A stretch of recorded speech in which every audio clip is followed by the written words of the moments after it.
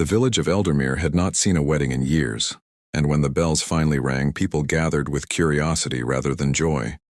Whispers filled the air, floating between narrow streets and wooden doors. The bride, she never shows her face. They say she was cursed. No man wanted her until him. Elias Thorne stood at the altar, calm and unmoving, his sharp eyes fixed on the entrance.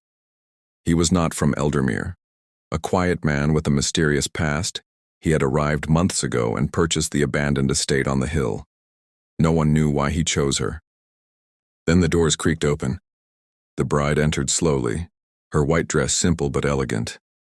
A thick veil covered her face completely, hiding even the outline of her features. Her hands trembled slightly as she walked.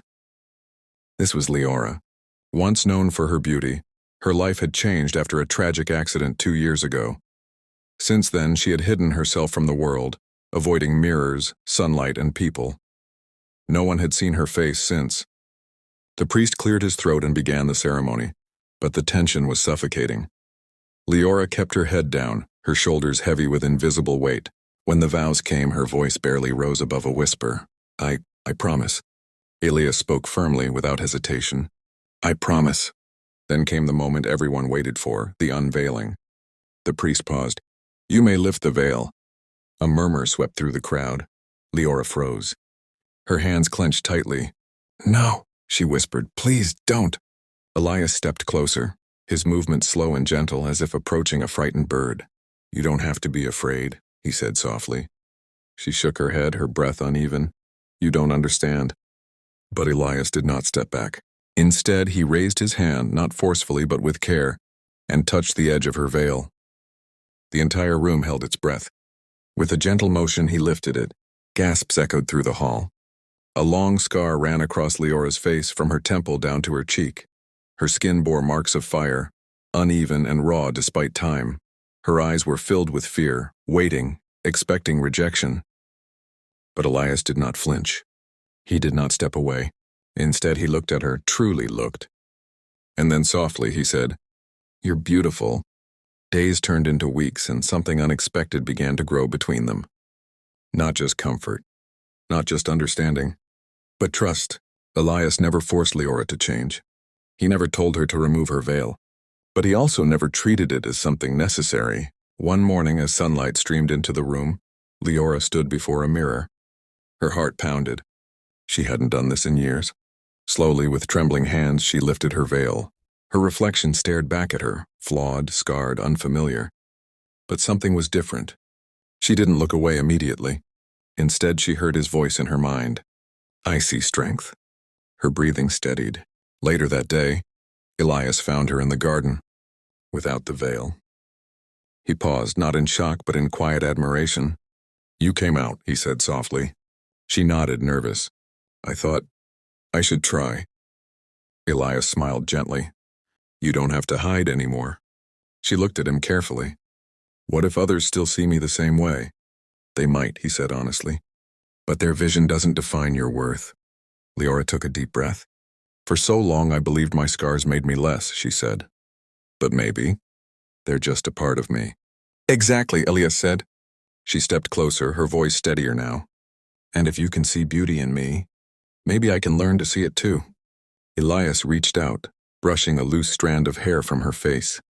I'm not giving you something new, he said. I'm just helping you see what was always there. Leora smiled, a small, real smile. The kind she hadn't worn in years. And for the first time, she didn't feel the need to hide. Not behind a veil, not behind fear. Because someone had looked at her, truly seen her, and called her beautiful. Silence fell heavier than before. No one believed what they had just heard. Beautiful? Some looked away, uncomfortable. Others frowned, thinking Elias was mocking her. But his face held no trace of pity or deceit, only quiet sincerity. Leora's lips trembled. Why would you say that?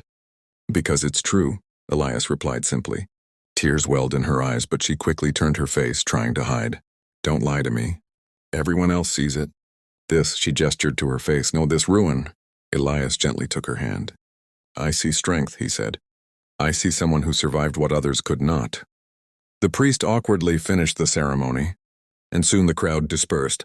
Still whispering, still confused. That evening, Leora stood by the window of Elias's estate, staring at the fading light. She had expected humiliation, rejection, anything but kindness. "Why did you marry me?" she finally asked when Elias entered the room. He didn't answer immediately. Instead, he lit a candle and sat across from her. "Because I know what it means to be judged for something beyond your control." She frowned slightly. "What do you mean?" Elias removed his glove slowly.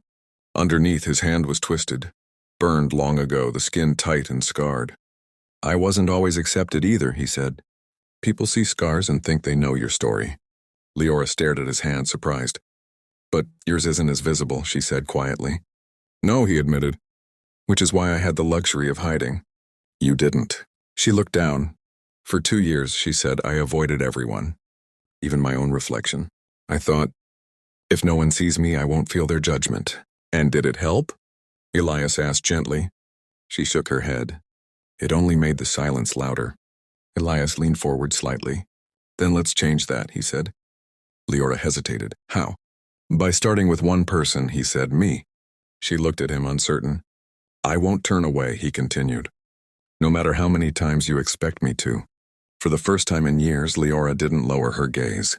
And for the first time, she wondered if maybe, just maybe, he meant it.